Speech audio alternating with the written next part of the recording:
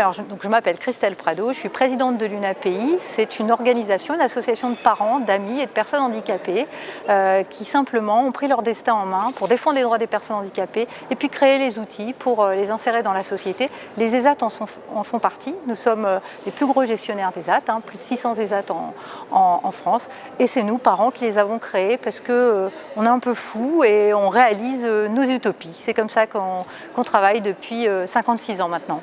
Alors justement, le handicap en entreprise reste un petit peu un sujet tabou, mal connu. Pourquoi selon vous, qu'est-ce qui manque encore aujourd'hui ? Alors ce qui manque, c'est d'abord le grandir ensemble. Parce qu'à partir du moment où les jeunes en situation de handicap n'ont pas accès aux études et aux diplômes, c'est très difficile pour les entreprises de les employer. C'est le premier frein. Le deuxième frein, il est dans les têtes. Parce que comme on ne grandit pas ensemble, on ne se connaît pas.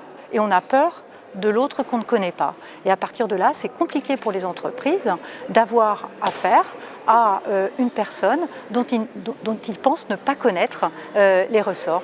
Voilà. D'accord. Alors comment on peut aider ces entreprises ? Est-ce qu'il y a des clés particulières ? Est-ce que ça passe peut-être par une politique publique plus forte ? Comment on peut faire pour que ça aille plus vite ?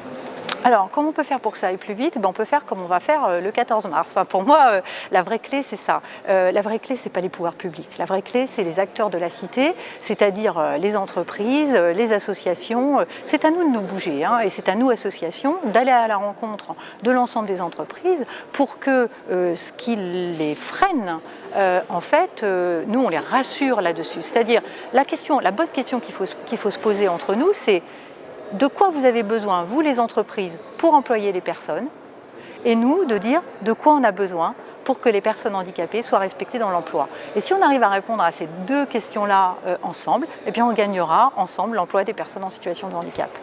Christelle Prado, merci beaucoup. Je vous en prie.